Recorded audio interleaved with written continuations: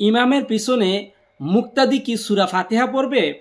এক ভাই আমাকে প্রশ্ন করেছেন, হুজুর, ওয়াক্তে নামাজে ইমাম সাহেব যখন কিরাআত পড়েন তখন পিছনে মুক্তাদিরা কি নামাজের ভিতরে কিরাআত পড়বে, বা বিশেষ করে সূরা ফাতিহা অবশ্যই পড়তে হবে কিনা?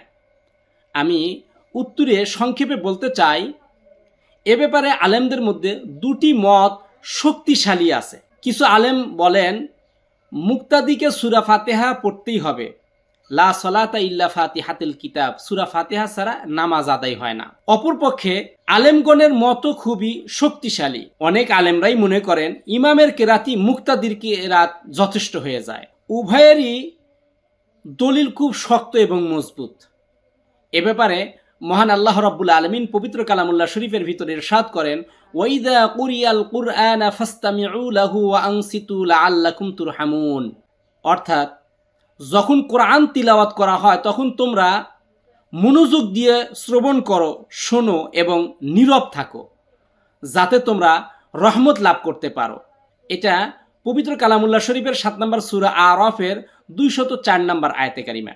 অনেক ফকিহগণ, বিশ্লেষকগণ, আলেমরা বলেন যখন ইমাম সাহেব কিরাআত পড়বেন তখন মুক্তাদি চুপ করে দাঁড়িয়ে থাকবে। মুক্তাদিরা খুব মনোযোগ সহকারে এই কোরআন তিলাওয়াত, এই কিরাআত শ্রবণ করবে।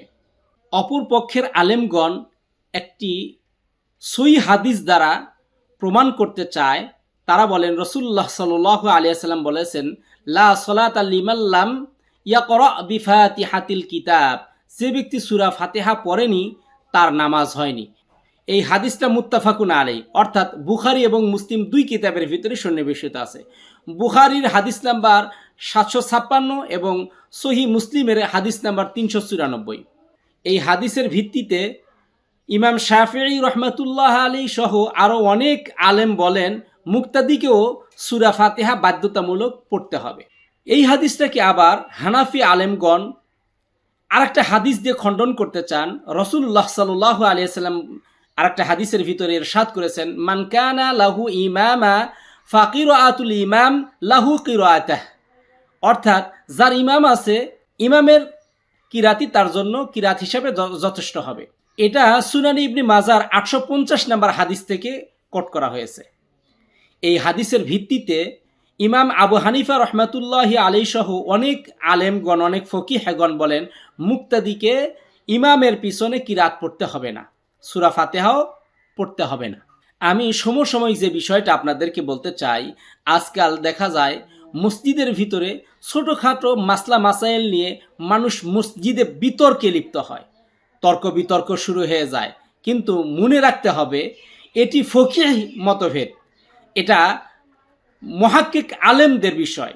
এই বিষয়গুলো নিয়ে মারামারি করা, হানাহানি করা, ফিতনা ফাসাদ সৃষ্টি করা সাধারণ মুসল্লিদের উচিত নয়। এটা ফকিহদের কাজ, এটা নিয়ে তারাই গবেষণা করবেন, তারা এটার সমাধান দেওয়ার চেষ্টা করবেন। এটা নিয়ে আমাদের ঝগড়া করার কোনো বিষয় আমি উপলব্ধি করি না। তাই আপনাদেরকে আমি গভীর শ্রদ্ধা ভরে শেষ কথা যেটা বলতে চাই, মুসলমানদের ঐক্য নামাজের ভিতরে সবচেয়ে বেশি পরিলক্ষিত হয়। তাই ফিকহে মতভেদ নিয়ে ঝগড়াঝাটি না করে যেই কাজগুলো করলে আল্লাহর সাথে গভীর সম্পর্ক হবে, এই কাজগুলো নিয়ে একটু চিন্তা করি। এমনভাবে আপনি ইবাদত করেন, এমনভাবে আপনি নামাজ পড়েন যেন আপনি সরাসরি আল্লাহকে দেখে তার পায়ে সিজদা দিচ্ছেন। যদি এমনটি আপনার সম্ভব না হয়, অন্ততপক্ষে এতটুকু কল্পনা করেন, এতটুকু চিন্তা করেন যে আপনার আল্লাহ আপনাকে সরাসরি দেখছেন।